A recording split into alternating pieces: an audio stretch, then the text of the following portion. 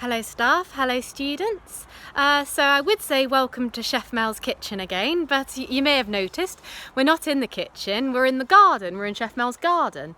And the reason why we've changed that location is because, not that I'm giving you gardening tips, because I'm really rubbish at gardening, but I wanted to talk to you about herbs. Now, since this COVID closure, I've made a little herb garden, and so I've been growing lots of different herbs and sort of a spice as well, and I wanted to go through all the different types of herbs and the dishes that they're best sort of used in, what the herbs look like, what ingredients do they go better in. I'm very lucky that I've got a little garden to use, but I mean I've got a little sort of bit of soil that I can plant things in, but in my last house I just had a patio as an outside space, and I just grew things in pots. And even before then, I used to live in a flat which didn't have a garden, and when I did that I still grew things. I grew herbs in pots just on the windowsill. So you can grow things, and it's nice to grow your own if you can, but if not, anyway, I wanted to show you which herbs are which and what herbs go with what dishes. These are chives. Now, chives are part of the onion family, so they're the same sort of plant as spring onions, leeks, those sort of things, and they've got a mild onion flavour. Now, onions go really well with fish, with seafood, so you'll often see smoked salmon, for instance, with some chives on top.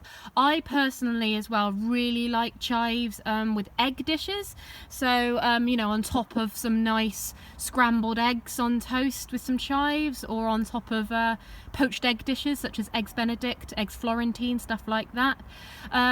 One recipe I like as well is I like to mix it in with potato salad. So I'll have cooked new potatoes mixed with mayonnaise and chives and a bit of whole grain mustard, and that makes a really beautiful potato salad.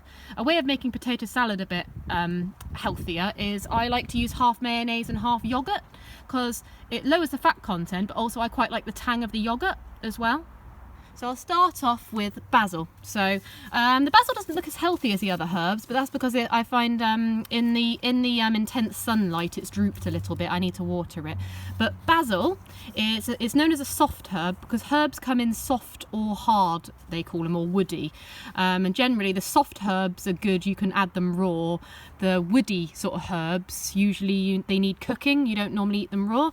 So basil is often used in Italian cookery. Basil's best friend is tomato. Tomato and basil is a very classic flavour combination. So you'll see it in tomato and basil sauces. You'll get that in something called a Caprese salad, which is simply mozzarella, fresh tomato and basil. And the reason why it's one of Italy's national dishes is it reflects the colours of the Italian flag, which are red, white and green. Also, you'll know basils from pizzas as well, and they go beautifully on pizzas.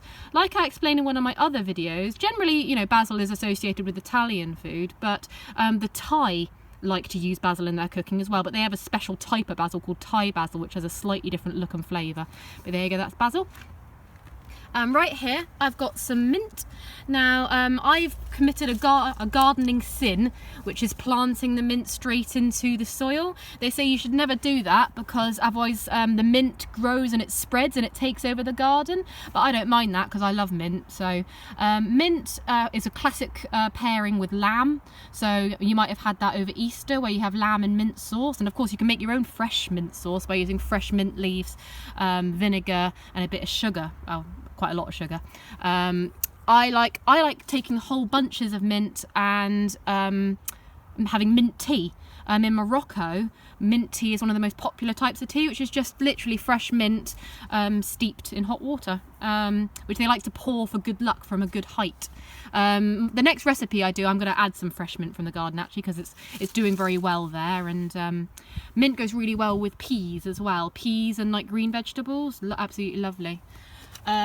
So this one you might not know as much actually. You might not visually know as much. That's oregano. The Americans call it oregano.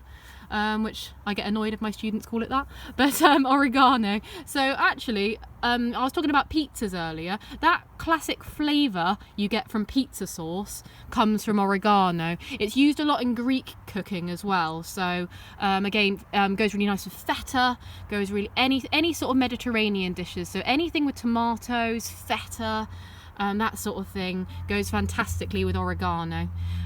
This in the corner, so I know it's a bit shady, this is rosemary, and this is one of those woody herbs I told you about. So generally you wouldn't chew on rosemary raw, it's quite strong, but you would take the leaves off and you would finely chop it and you put that in things. Rosemary is also a classic pairing with lamb. I love rosemary with potatoes actually. I think some of the best roast potatoes have got sprigs of rosemary and like cloves of crushed garlic in there as well. That's my favourite sort of thing. Or rosemary and paprika sort of crisps as well, you know, so I like it with root vegetables. So this is parsley, and most of my students will know that one. We use quite a lot of parsley. There are lots of different types of parsley. The two main ones you'll get in the shops are flat leaf and curly leaf parsley. This is curly leaf. There's not much difference in flavour with both flat leaf or curly leaf, but I just prefer that. Parsley. What do I like parsley with? Oh, there's a really nice Middle Eastern dish called tabbouleh or tabbouleh, and it's literally fresh chopped parsley mixed in with a bit of bulgur wheat, which is a bit like couscous, tomatoes, red onion, olive oil. That's a really nice dish with parsley. I like to put parsley into soups, and parsley's always good as a garnish as well, but obviously you've got really nice beautiful flavours. Parsley goes well with walnut as well. Like I like to combine that with walnut too, but I use parsley in a lot of things. A lot of English dishes use parsley as well. Now this is called sage. Now sage is very classically used in a lot of British dishes. So one of the most classic ones is sage and onion stuffing. So even when you get that instant stuffing mix, you know, that Paxo stuffing mix, which is cheating by the way, but Paxo stuffing mix, that smell you get, that flavour you get is from sage.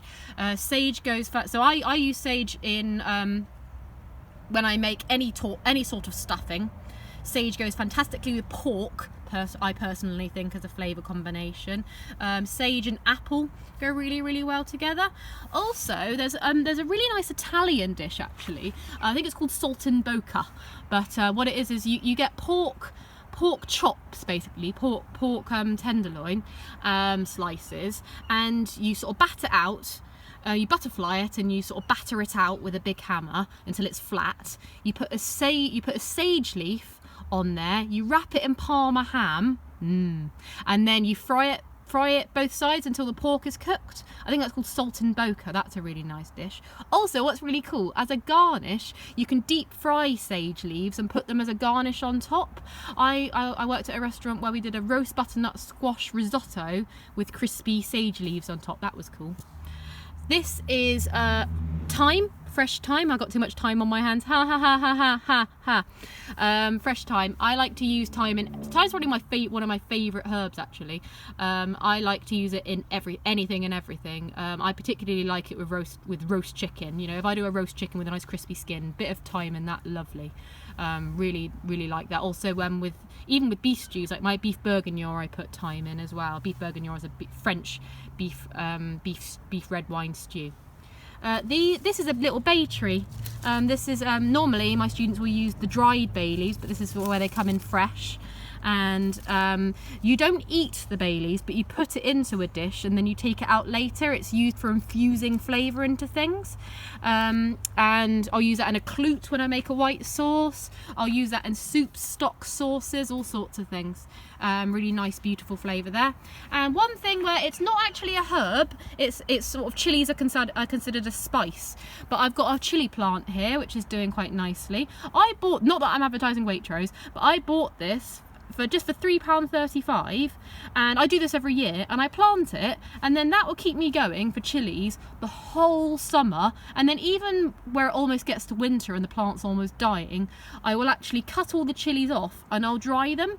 So just one chili plant at £3.35 will keep me in chilies like practically the whole year, at least half the year anyway. And of course chilies are very good for you and build up your immune processes. So just thought I'd show you. There's a few missing, you know. I haven't got any fresh coriander in there, only because I genuinely use too much of it. I just use it too quickly, so I just don't see the point in growing it. I wouldn't mind putting some dill and some tarragon in there as well, but I can't find the plants. But yeah, that's my herb garden, and that's what we use herbs for.